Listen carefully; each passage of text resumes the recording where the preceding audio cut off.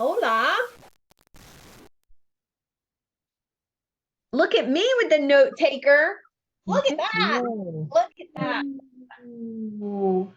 Have you been using that long? It's the first time. Okay, I passed it on to the secretary of the nonprofit I'm with, and so I'd love to hear what your reactions are to it because they're considering alleviating their work. Well, Melissa uses it and she sent me her notes from the last meeting of hers that I was in, and I absolutely loved it. Hi, Lisa. Hey. Because Otter needs a lot of correcting when you go back and look at the Yeah, transcript. apparently this one does not. So we'll see. Hi, Cool. Sajad. Good morning. How are you? Your hair's looking unique today. I just ate a banana. And it made your hair stand up? No, it made me happy. Oh, okay. I like bananas. I love bananas. I love all fruit. I like my marketing like I like my fruit, organic. I like green apples. I and see peanut what butter, you too. did That's good, there. too. That was You good. like that? That was good. And I like green apples too. They can't have any brown spots. No, and I put peanut butter on them too. Nice. All right. Well, I am recording, so welcome everyone to our special edition of Growth Intentions. Dan Goodwin joining us today to spend a couple days with him this week, a couple meetings with Dan. And here comes Brenda's Yodely. Hey, Dan, what's up? Welcome to Growth Intentions with our special guest today, Sajad. Well, now I'm scared. Dan's here. Oh, don't be scared of him. He's harmless. He'll read your mind, but he's harmless. I know a lot about Dan. Oh, what are you better friends with him than me? He was one of the first, I think the first guest speaker for our event. Yeah, he was our first guest speaker. So I had a federal background check done on him. Oh, did you? Did you check me out too? No, you're pretty. I just said it's fine. All I can say, it's a good thing the 80s weren't documented on social media. That's all I'm saying. All right, well, welcome to Growth Intentions. This is the personal and professional development call that I'm so passionate about for the Idea Lab community. And for the next 3 weeks, we are going to be graced with Sajad's presence and teaching us a little bit about being ultra productive and what that looks like to be making more sales, more offers, and more connections for your products. Hey, welcome, Laura. We're just getting started. All right, Sajad, I'm going to turn it over to you, my friend. Well, thank you for the opportunity. I loved our beginning conversation because that leads into the first thing I'm going to say. Research people before you meet with people. So make sure you're checking into who you're working with. I tell my clients 30 minutes, which really sucks when somebody doesn't show up for your meeting, but you can't go into it. Well, you can. It's not a good idea to go into the meeting blind. So how to research people. Check their LinkedIn profile. Well, there's all these people coming in now. Hey, David. Check their LinkedIn profile. Research, I'm starting back over. Research people before you meet with people. I tell my clients to do it for 30 minutes. Do that through it by checking their LinkedIn profile as well as their website. On their LinkedIn profile, check out their credentials, the last recommendations they've had, their about section, and then see if you can find something interesting about them as well. So I don't want to look at myself that big. So that's too much me. Last recommendations, about section, and then history. Oh, something interesting about them. So if they moved around a lot, there's a good open report question for them. Is your family from the military? Or if they played golf or tennis in high school or college, see things that you can find to relate to them during the meeting. Also on their website, check out if there's testimonial videos. Do they have an emotional connect at the beginning of the website? Are their products and their processes clear? So landing 90% more deals, make sure you're asking the right questions on Calendly. 3 of the main questions I ask on Calendly is your current situation, your barriers that you're facing, and what does outrageous success look like for you in 6 months from now? Because we're going to want to incorporate what they say into our presentation in an interwoven way. So by asking where they're at, what their barriers are, and where they're trying to go, you get a lot more information for when you're trying to present. So here's how to run a business meeting. If it's 30 minutes, first minute, form rapport. Next 2 minutes, add massive value. You have to ask permission before you give people advice, otherwise it's unsolicited advice and the subconscious is adolescent. So anytime somebody gives you advice and you didn't ask for it, your subconscious goes, no, no, no, no, no, I don't want it. So you have to ask for that permission first. So on the LinkedIn, you can see if they have the emotional connect. People buy in the subconscious based upon emotion. They don't buy based upon logic. So you can see if the first line on their LinkedIn is an emotional connect line or not. That's feedback you can give them. You can check on their website. Do they start with an emotional connect? You have 7 seconds on your website to catch somebody's attention. If you don't catch their attention within the first 7 seconds, then they're not going to read the rest of the. I just started a Zoom meeting, not me, but I'm in it. Thanks.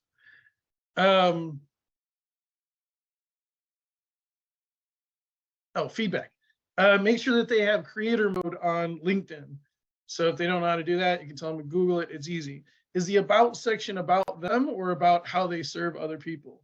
Do they have a connection to their calendar link on the top in the about section of their LinkedIn, or do they have their Yahoo email address from 1982? Recommendations. Now, you have to have my personality to say it this way. What I usually say, your last recommendations from 2018, hasn't anybody liked you in 4 years? But they might not laugh if you don't say it the way I say it. But just saying, you don't have any updated recommendations. You got to make sure you have at least 3 recommendations on LinkedIn, because that's what shows up on the phone. Vast majority of people are accessing the internet through their phones. For their website, I looked at it a few years ago, and it was 90% of people never leave the front page of a website. So I looked at it today, and the numbers were mixed. It was hard to figure it out. It looks like around 76% of people never leave the front page of the website. So if your services are on a different page, people may not even see what services you provide. And having that emotional connect at the top, not saying the what and the how of what you do, or having a bunch of pictures of yourself, directly getting to how you serve the other people. You can see if there's a connection between, if there's uniformity in the branding between their website and their LinkedIn too, because you'll see a lot of times they don't go together. They don't update one or the other. So that's how to do the research. So the first minute you're forming rapport, so you can bring up that goal for that tennis or that traveling, something interesting about them, or if they study what you studied in college. Like if I studied philosophy in undergrad. So if they study philosophy, I always say, what's wrong with you? Why would you do such a thing? So I relate, find a way to relate. Then 2 minutes, add value, asking permission, giving that feedback. Now the next 8 minutes, whoever talks first loses, right? I think Dan will back me up on that. Getting them to talk first, right? And about 5% of the people I've met with already know that. So they try to get you to talk first. Who did that? Susan did that to me the other day. And that's always a mistake, right? That would go on the fuck up section of my online community. If you talk, because they're gathering data. So you want to get the information from them first so you can take little notes while they're talking. Because they're going to tell you how to sell them. People tell you how to sell them, right? They tell you what they need. They tell you what you want. If you ask the right questions and elicit the correct information, then you'll be able to incorporate that into your presentation. So the 8 minutes, so 1 minute form report, 2 minutes add value, 8 minutes they pitch, 8 minutes you pitch, incorporating their specific needs. Then that leaves you with 11 minutes to close. So incorporating their specific needs in an interwoven way. If you are presenting what you provide to people and people are saying, that sounds good, that means you're doing a terrible job. They should be saying, that sounds like it was made for me, or I need to hire you. And they're going to say, that sounds like it was made for me, or I need to hire you, if you're taking everything they said and incorporating it into your pitch in an interwoven way. So I aim for like 5 to 10 of those things within my presentation. Something they said they're stressed out, they're unorganized, they're really smart, but they're not getting the results they want. They're not really tracking their numbers. They don't have a specific quantifiable goal. I take all the little things people say to me and then I feed it back to them. I just regurgitate the information that they provided to me. Your pitch, just like I said about them, should have an emotional connect at the beginning. Again, don't say the what and the how of what you do. Say the why, of course, not your why, their why. How do people feel by working with you? So people, and you can get that information by talking to former clients. Ask them, what are the top 3 things you got out, or in David's case, which I'm sure you have plenty of data, the way you make your audiences feel. How are people's lives changed by working with you? So my clients become way less stressed out and they're way more productive. They make a lot more money. So that's what my pitch is, because that's what people get out of me. Operate with intention, but don't be concerned with the outcome. So it's understanding why you're doing what you're doing, but not being too desperate about how you're going about it. So you can't be overly, we say thirsty. Thirsty is the slang in the hood. Overly desperate to try to get that money, because then people are going to get that energy from you. Susan and I talked about this the other day, or somewhere we were at a networking event. People hire me and people hire her just because they like how we look, like we feel.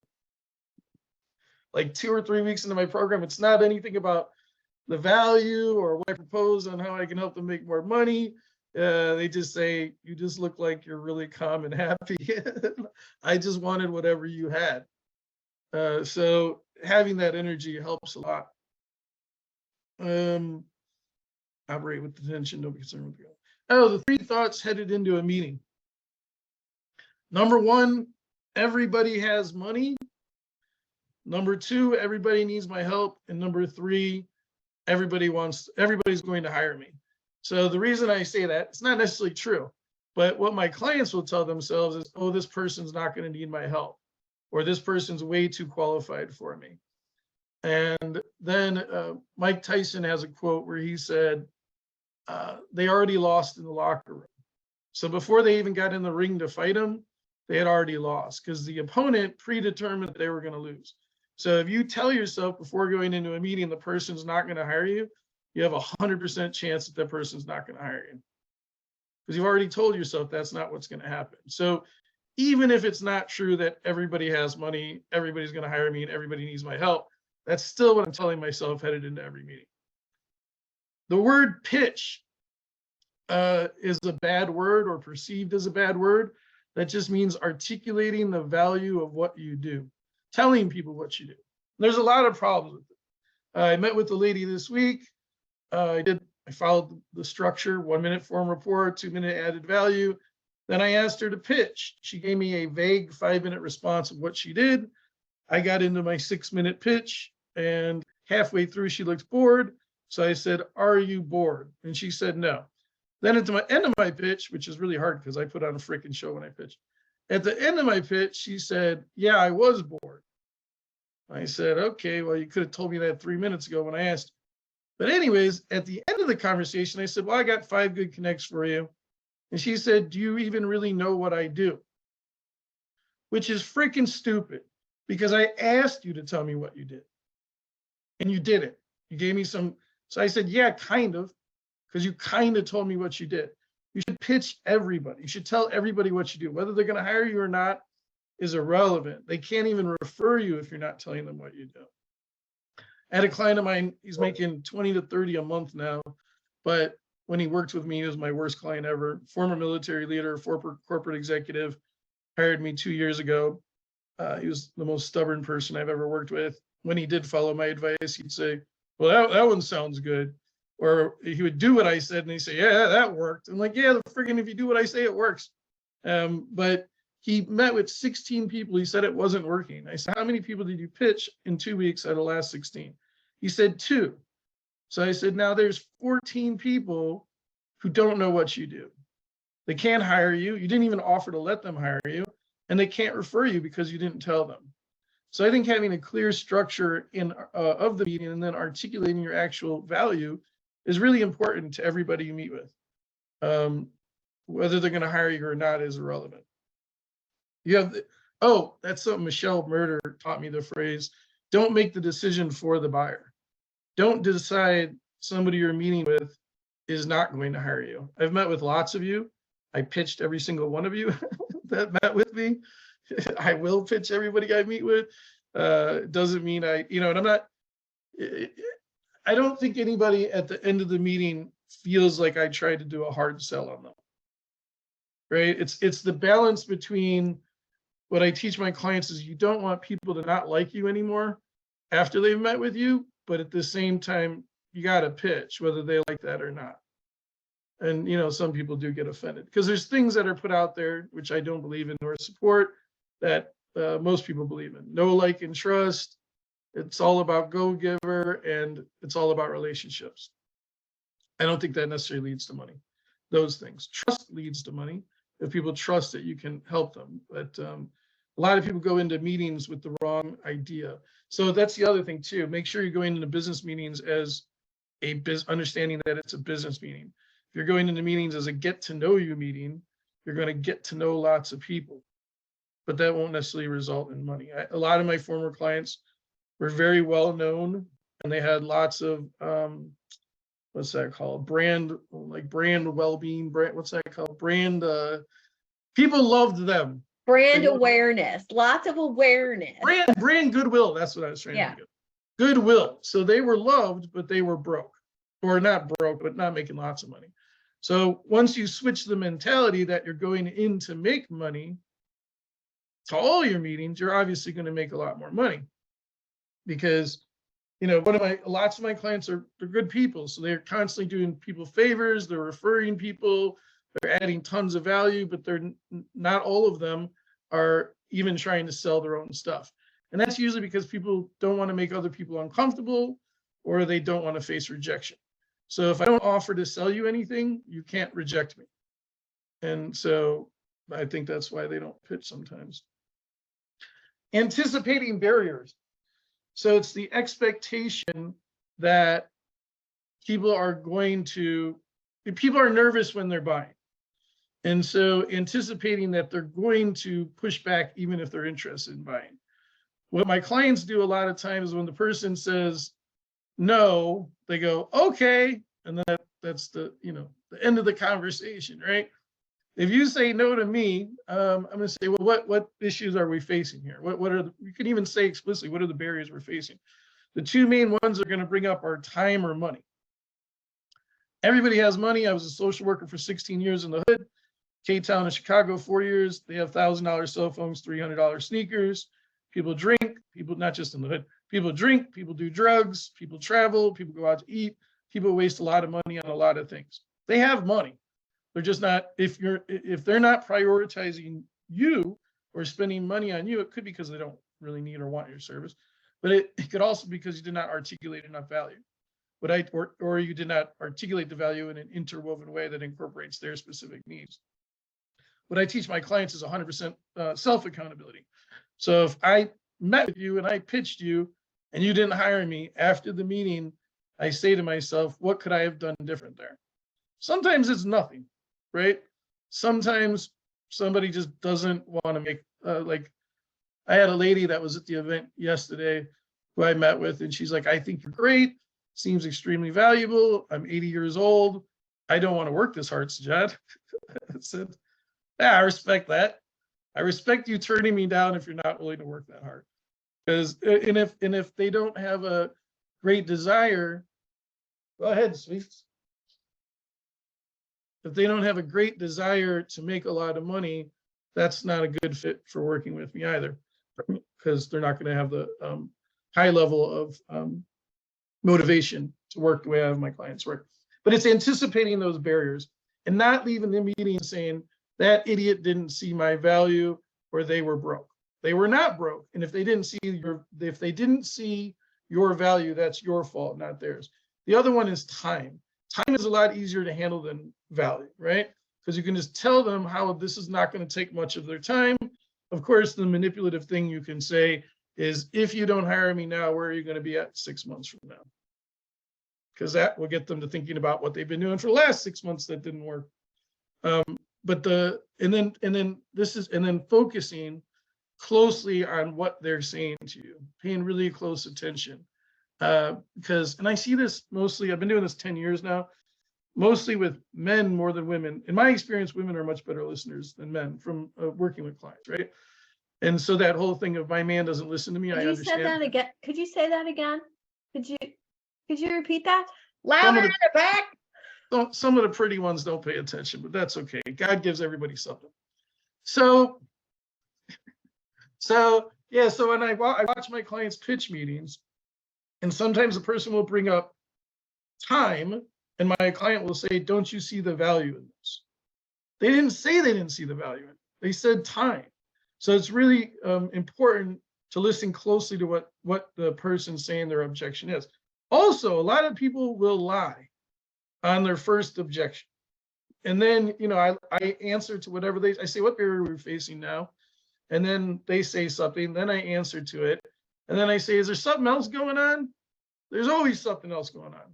For me, 95% of the time, my clients have been ripped off in the past by cons. So for like between $5,000 and $40,000, my clients have been ripped off. So that's really the objection that I'm facing. It's not the one they usually bring up. And it's interesting because people will say, when you say, is there something else? They'll say, yeah, I wasn't really honest with you when I answered the first time, because they're processing what they're really thinking about. So there are some ways to land a lot more deals. Questions, comments, concerns, thoughts, feelings, ideas? Well, I would love I recapped a lot of what you were saying in the chat. And I would love to just kind of recap it verbally for people, because you talk fast and there was so much in there. So asking those questions on your calendar link before someone schedules with you, huge. Love that.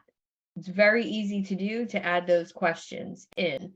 Researching people before you meet with them, LinkedIn profile to website. Is their website even listed on their LinkedIn profile? Is their email there? Like, that tells me so much about somebody's social media activity if their website's not even listed on their LinkedIn profile. You can Google their name too. Yeah. And some people will not even come up at all. Like for barriers, somebody this week put on my calendar, on my survey, nobody knows who I am. And then I Googled him and I see why nobody knows who he is. There's nothing about you online. Right. And I think that's huge. Building rapport first minute, then add massive value, asking permission to serve and help the person, huge. Building that emotional connection on your social media posts to that person that you want looking at you, and building those relationships. That helps with the organic reach. That helps with people looking at your profile and wanting to reach out to you. I want to add a note there too. This is probably going to keep happening soon. Yeah, make sure you're commenting and reacting to everybody that comments and reacts to your stuff. So 90% of, well, maybe 50. Between 50 and 90% of the comments I get is people shitting on me. So I'm stupid, I'm ugly, I'm a fraud, or whatever. I say, thank you very much for promoting my post. I really appreciate it. And then they respond, you fucking idiot, I just told you you were ugly. And I say, thank you very much for promoting my post. The algorithm doesn't know you called me an ugly idiot fraud. It just knows that you're commenting on my stuff. And then I get other people that see what I'm doing. And then they say, he's killing you guys on these comments because he's not responding to any of you. It's all love, right? So on social media, even the hate is love. I don't block them. I don't report them. I thank them. Yeah, I love that. I love that about you. And then you talked about the about section. If it was, if I'm meeting with somebody in their about section is all about them, I did this, me, they're not very go-giver or client centric. You want that about section to read like a love letter to your potential client. And I definitely look for that. And then Charlie, you have a question for Hey, Sajad. Sajad, how are you, buddy? Good, Charlie. How are you, sir? Okay, you got that turbo all ready for the weekend? I drove around for an hour this morning. I had to sign up for Lyft because my bookkeeper said I was spending too much money on gas. So but with the twin turbo, it's a break even because it's premium gas. But I drove for an hour this morning. Yeah. Some people walk their dogs in the morning, you take your car for a drive, right? I do Yeah. both. Could you, in your structure, the second point you made was add massive value, but you're not, and when you laid out the time for each section, can you give us a sense of the kind of massive value you provide in that short period of time? Yeah, what Suzanne said, the about section, is it forward facing? Is it client centric, or is it about them? So just letting them know that Okay. that section is not advertising to get clients, it's advertising for them to get a job, which is like 1990s. Have a Calendly link on your profile, on your website. I don't suggest my clients put their email or phone number. I don't want people calling me or emailing me. I want them to meet with me. And I also want them to go through my survey because I want to have that information. I want to know where they came from. I want to know what's going on with their business. I have a video on there that's 40 minutes, an interview that says this is a bonus question. Please check this out. I don't have that there because I need them to watch the video. It's their response to that question that tells me whether they're likely to be a client or not. So some people say doing it now, that person's 95% going to hire me. Other people will say, will do. This other guy put, this should be 5 minutes, not 40 minutes. Okay, well, you're not meeting with me to even try to benefit because I'm researching you for 30 minutes to an hour before I meet with you. The emotional connect at the top of the LinkedIn, as opposed to name and categories of who you serve. Are they starting with the emotional connect? Do they have the hashtags, which indicates that they have creator mode turned on? When are their last recommendations from? On their website, do they start with an emotional connect? Do they have the packages with the processes on the front page of their website? Is there uniformity between the LinkedIn and the website? What do you find when you Google them? One lady I met with, she had a really weird Southern name. And I was like, I said, at first I thought you were the fishing lure lady. She was a psychologist, I think. She's like, no. I'm like, do you know the fishing lady? Have you Googled yourself? Because there's somebody really famous that sells fishing lures with your name. I watched a few of her Facebook videos. She's really good. So yeah, and you know that another thing there is that it shows that you've invested in them, which people appreciate. Like, you know how annoying. The opposite is when you meet with people and they know nothing about you. They haven't looked at your website. They haven't looked at your LinkedIn. Nothing. They don't even know you wrote a book. They have never watched one of your presentations. They haven't checked out anything about you. So when you show people, and it happens with all my clients too, the responses they get from people by showing them how much work they've put into them, that automatically, I guess that forms that like part of the know, like, and trust. People appreciate when you look into them, you know? Right. Thank you. Sure. Go ahead, David. So John, I love the 3 questions on Calendly, which I have not done, which I will do today. But do you find of the 3, is it the barriers you face that one that gives you the most information generally? Well, the outrageous success too, right? Because for what I do, and I think with what you do too, you can take both parts, the barriers they're facing and their desired outcomes. So one is a need and one is a want, right? The need is to overcome the barrier. The want is the desired goal. And for me too, I can tell a big difference between people who have a set financial goal and people that don't. So if you say 300,000 or 400,000 a year, that's more likely of a person that I can help to be successful. If you say grow my business or be doing better, that you're well, and I can use that in my pitch too, right? That if you don't know where you're going, you don't know where you end up. If you're staring at the tree while driving, you'll run into the tree. Like, you should have a set goal. Mine's 380,000 for this year. And then a plan, a strategy, which I'm going to do in the 3rd workshop, a strategy to get to that specific goal. So I think all those questions give you a lot of information. And when you see when you start seeing themes of answers, you can start telling how that conversation is going to go before you even get in it. Good point. And my last question on there is, please understand I wait 3 minutes before canceling the meeting and I don't allow reschedules. Yeah, good. Good, thanks. Yes, sir. Suzanne, back to you. All right, well, I am going to kind of jump to the things I typed in about sales. So social media awareness, likes, follows, follower count doesn't mean anything if you're not making any sales in your business.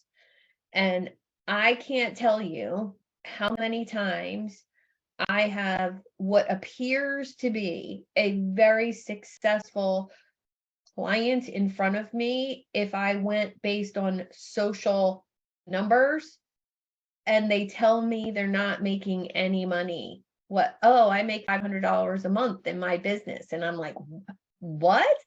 And the reason is always that they're not engaging with the likes and the follows and the comments, but also they're not meeting with people and telling them what they can do. And I'm going to call Judy out on this, and she does this very, very well. When she's in a networking event or a situation, she comes to my coach conversations, which is a room full of coaches, which is her ideal referral partner. In her statement, she says, I partner with coaches to get better results for their clients. Or I'm a resource for coaches for their clients to get better results. And it's genius on her part, and I love it. But 98% of people do not do that when they go out there to meet people in the world. And then when they have one-on-ones with people, they're not pitching at all. They're basically airy, fairy, fluffy, hi, I'm Sue and I'm a business coach. And then that's the extent of it. And by correcting that, you said a couple things. They need to articulate the value. So when you meet with someone or when you pitch your services at a networking event, you need to articulate the value based on the room's needs. So if you're meeting with a room full of coaches, you need to articulate your value based on their needs. And it has to be generic in a group situation because you're not going to know individual needs. But I'd love you to say some more about articulating the value when you're one-on-one with someone. Does that look like their value? And it's hard to know that right away. So, yeah, say a little bit more about that. That's what my presentation next week is about, but Oh, okay. I'll Well, brief you'll it. have to invite us all to that as well. I'll brief it quickly. Okay.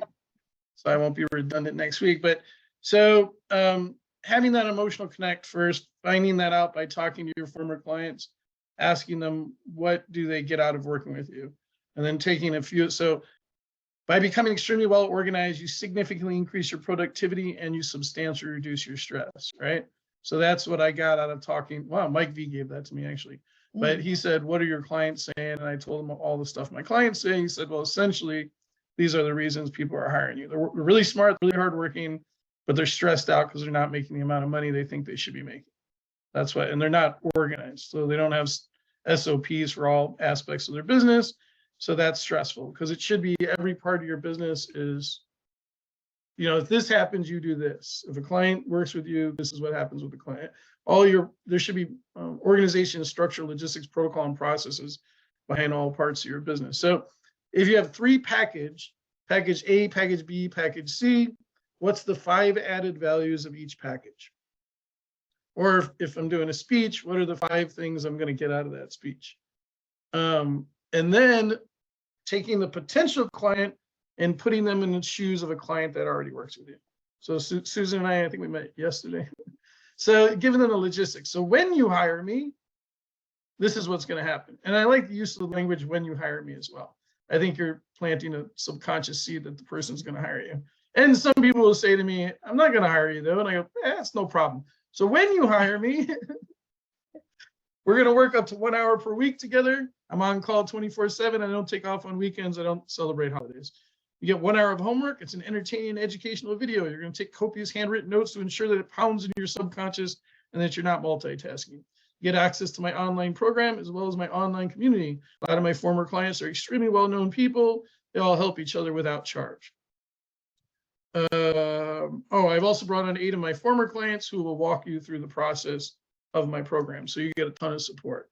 So that's taking the potential client, the person in front of me, and painting the picture of specifically what it looks like when you work with me. So first the added values, and then the logistics. And I'd say the greatest struggle, well, I pay other people to do work now, but the greatest struggle for the people I pay when they're working with people is getting people to keep those separated. So not having the values and the logistics and not having the logistics and the values. First the values, then the logistics, then the values, then the logistics. But so I teach my clients to do how to do a 30-second pitch, a 2 to 4 minute pitch, and an 8-minute pitch. And that pitch should be the full pitch, the emotional connect, your 3 packages with the 5 added values of each, and the logistics of each.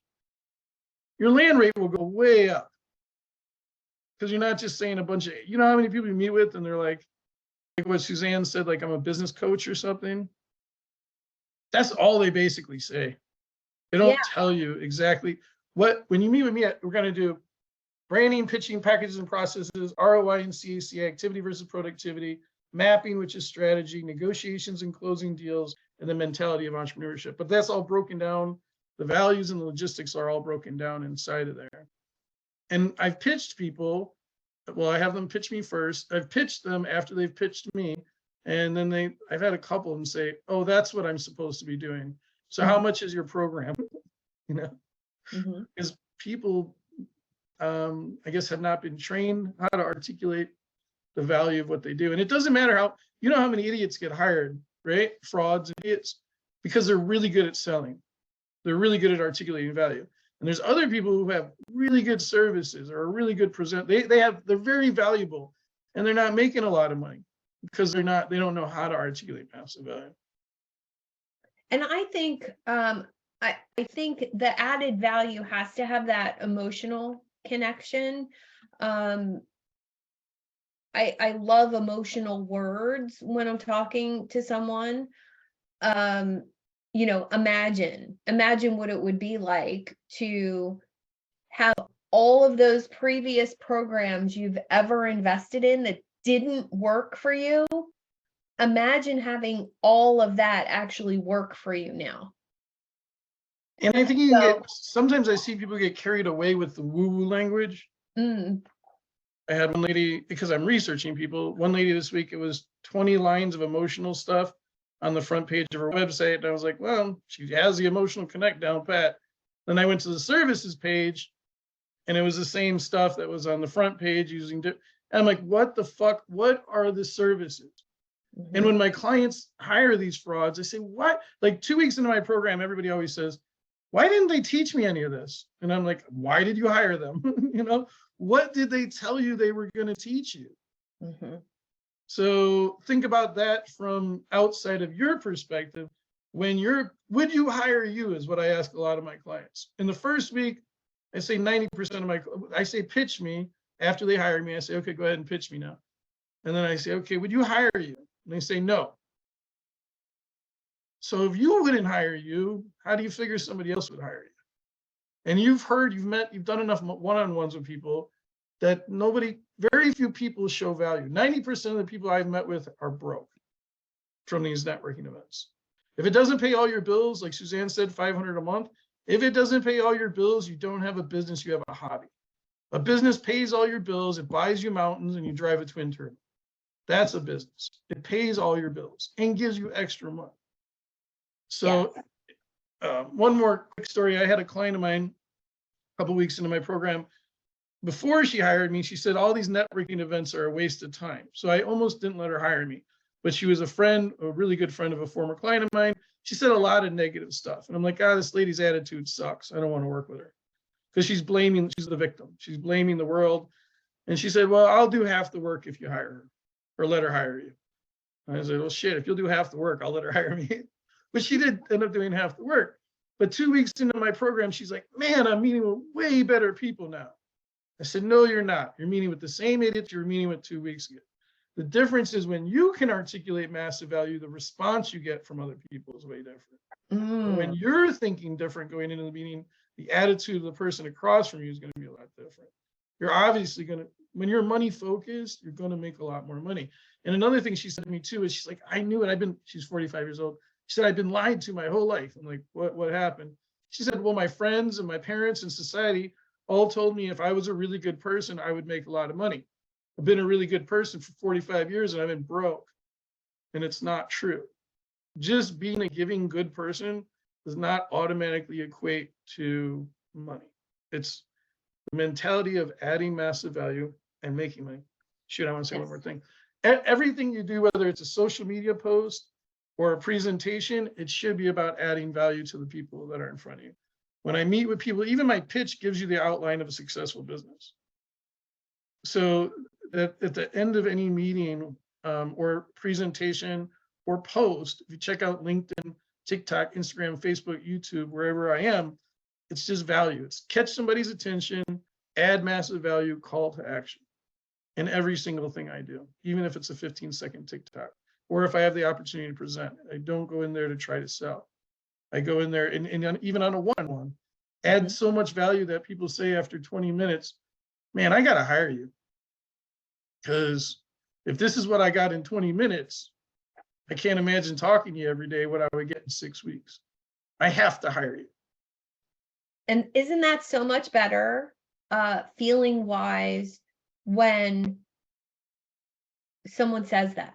Like that, I've gone in for the past year to every meeting with the goal to serve so much and give so much value, introductions, materials, help, guidance, whatever, that at the end, somebody's like, wow. And they either say, I need to hire you, I want to refer people to you, how can we work together? What does it look like to work with you? And I haven't said anything about my programs. I've just helped them in their business. And that's a huge driver for me, that when that happens, what was I doing? When that has happened for you, what were you doing? When somebody says, oh my God, David, it's so great to talk to you. And so this insight has been wonderful. What were you doing in those moments? How can you do that more often? And then, make sure that you're offering your services. And I will say one more thing about your emotional connection on your LinkedIn header or your website. Since I've changed mine, the business I have received because of that is triple what it was before. So inbound inquiries, hey, Suzanne, I have a client for you, or hey, Suzanne, I want to talk to you about working together, triple over my profile saying life coach, business coach for entrepreneurs. I took that away. And now it says attract and engage your ideal customers by building your authority. It's an emotional connection. Oh, I need that. It speaks to the person who needs that for their community. So I had people get on my calendar just based on the emotional connect. yeah. Because it says, how did you find me? Why are we meeting? Right? Those are, you guys can go to my calendar too and not sign up to meet with me and just read the questions. Yeah. I've had people get on my calendar just because of the pitch line, or follow me on LinkedIn or wherever else, just based on the pitch line. Yeah. Nothing else. All right, any questions or insights about your pitch, about what you're currently saying, or feedback? We can do some feedback too, if you guys would like.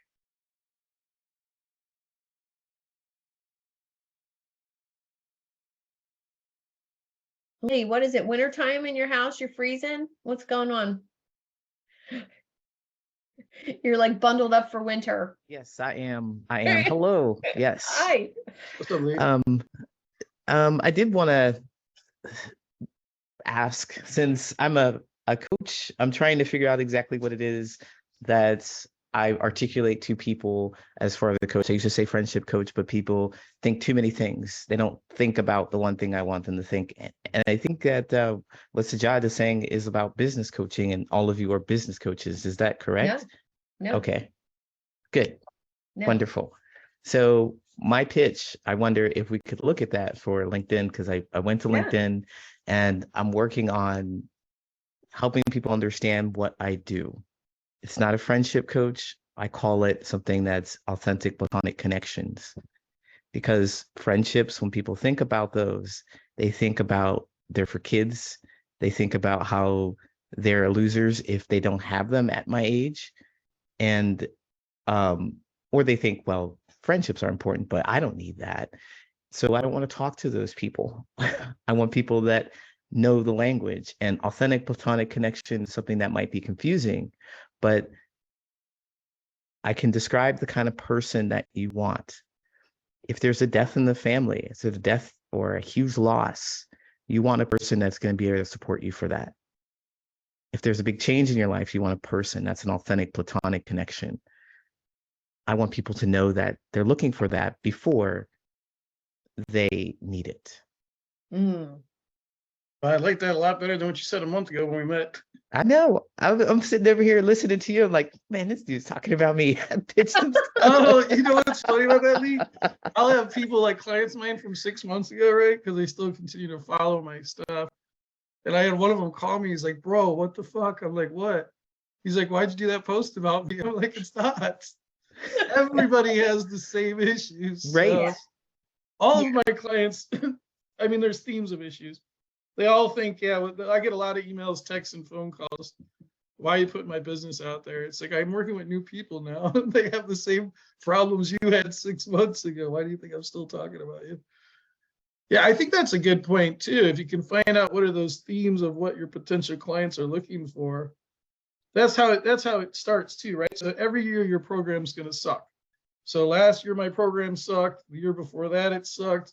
And a year from now, I'm going to be looking at my program and say it sucked, right? Mm-hmm. Because every time a client screws up, I don't say, oh, that idiot messed that up.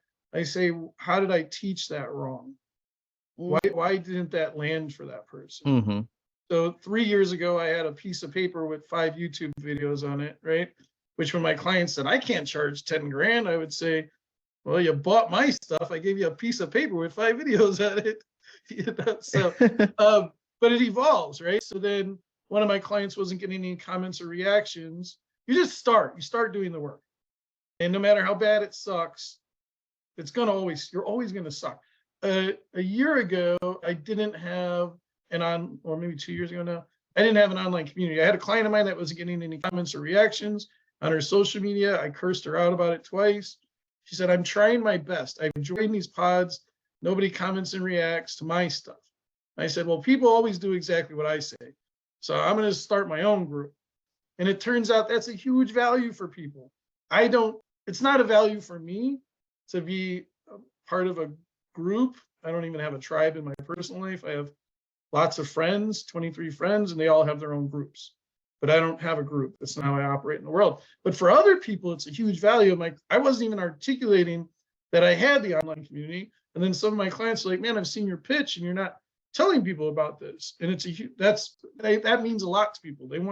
They need support. They want a group. They want people that they can relate to. And so I didn't have the online program 2 years ago. And then I got sick of repeating myself. And then I had an old way I taught stuff. So I just redid my stuff 3 months ago. And then every time one of my clients struggles, I say, why didn't you get that? Like these nuanced details I'm giving you on this stuff is all because my clients struggled. I would watch their meetings and I'm like, what are you doing, man? Like, I don't know. What am I doing? I'm like, I don't know. What are you doing? I'm like, 1 minute, form report, 2 minutes, add value, 8 minutes. They talk first. You and I was saying incorporate their specific needs. That wasn't good enough. I had to say incorporate their specific needs in an interwoven way. So I think you just start working with people, charge $1,000, have a clear program, right? 6 weeks, 8 weeks, whatever.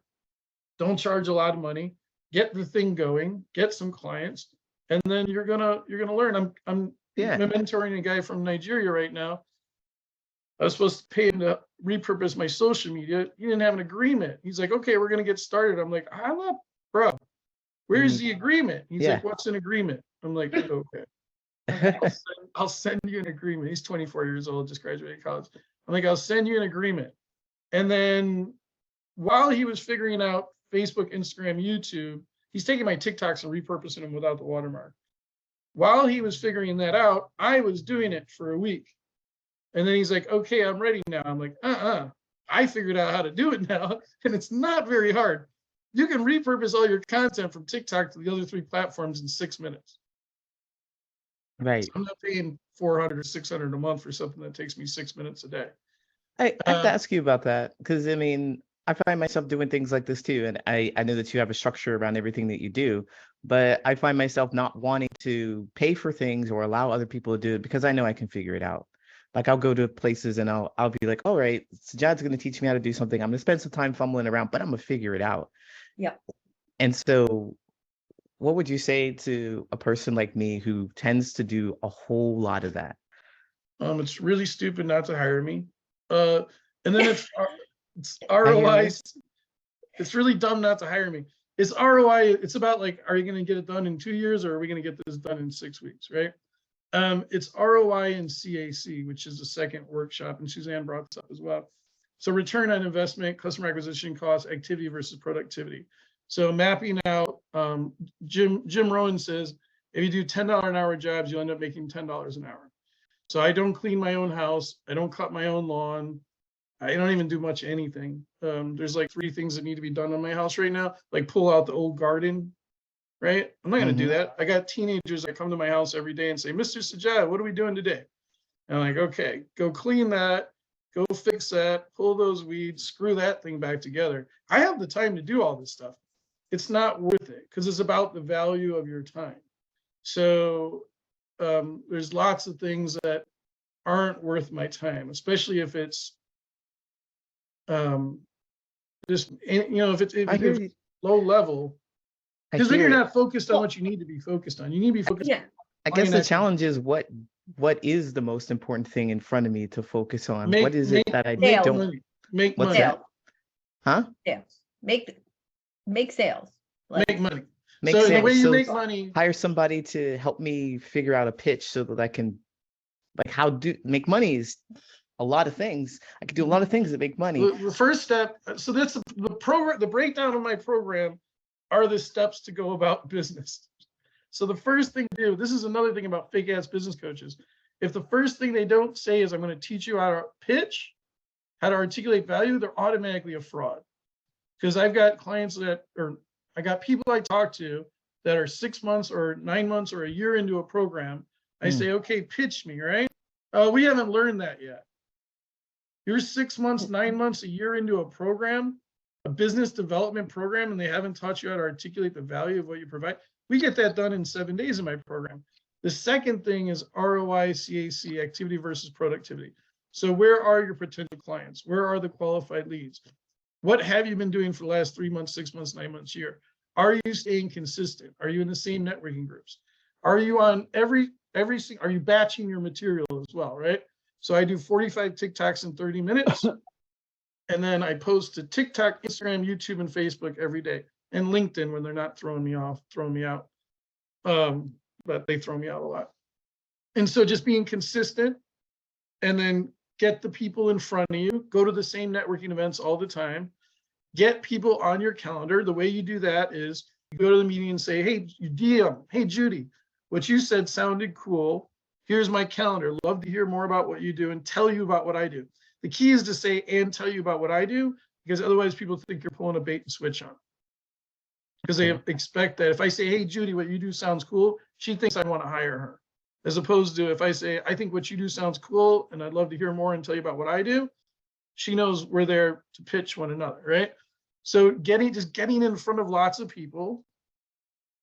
And then week 5 is negotiations and closing deals in my program.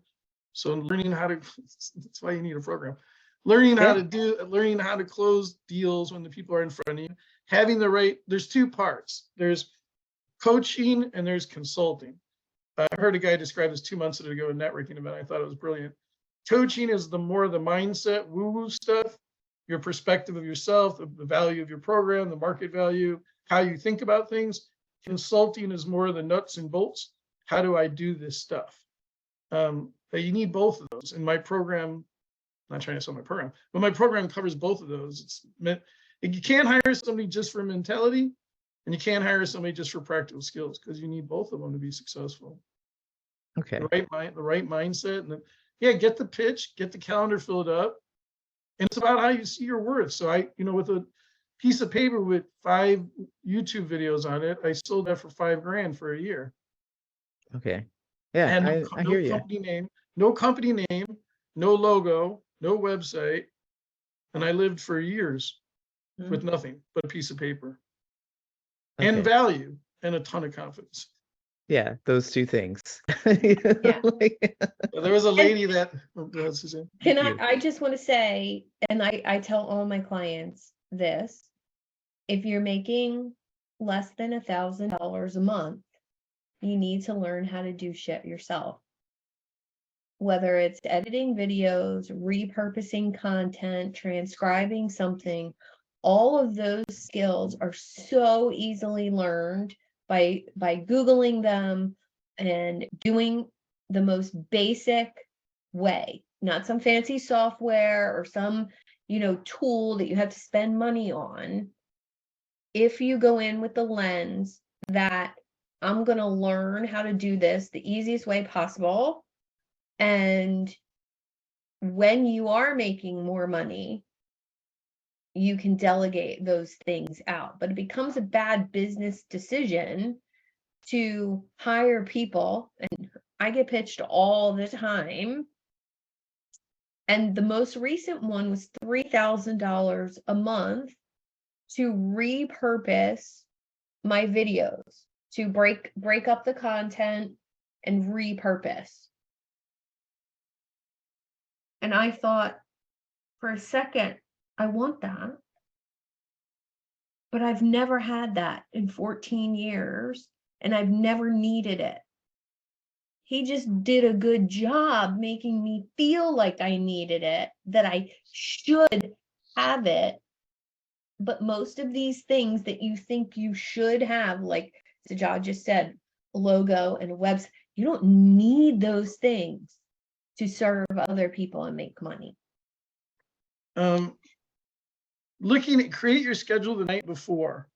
Make it hour by hour with quantifiable measurements. 8 a.m. to 9 a.m. you say you're doing emails. You're doing 3 emails or 30 emails. Then take yourself out of yourself and look at your schedule.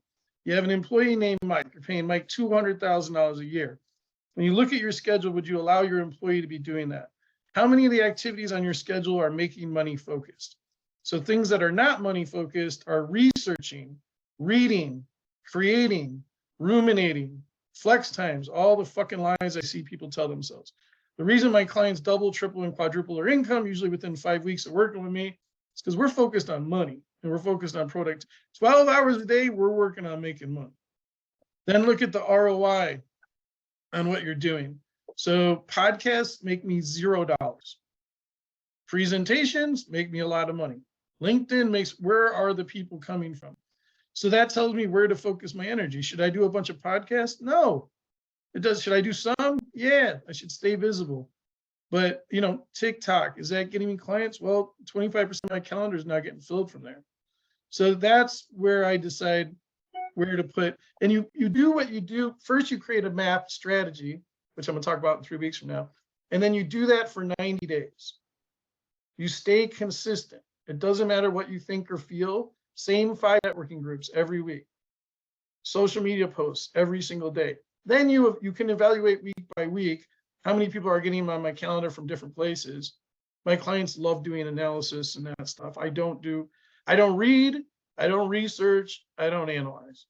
At the end of 3 months, I say, where did my clients come from? I write down their names and I write down where they came from. And that tells me where I need to be focusing my energy. If I go to a networking group, if I'm part of Suzanne's stuff for 3 months and I don't get a client, I'm not going to keep doing it. I don't do anything for more than 3 months that doesn't land me a deal. And if I do it, I don't call that work. I call it fun. I've been in shared connections for a long time. Haven't landed a deal out of it, but I enjoy going there. So that's personal time, not professional time. Be careful with experts, right? I just started posting regularly on YouTube for a couple weeks now, getting around 1,600 views a day on average. A couple of them went down like to 25, 26 views. And I'm like, what the hell? One of my former clients said, I gotta go in a minute too. One of my former clients said, well, I know an expert. And I said, well, did her last 10 posts get 10,000 views? And she said, no. And then I looked and it was like 45 views. So don't hire somebody that purports to do something that they don't do. You can talk to my clients. You can look at my life. Be careful of who you do hire. Yeah, All right. All right. Thank you so much. you're Thank welcome. you, Suzanne. Thank you, Charlie. Thanks, Take David. care, everybody.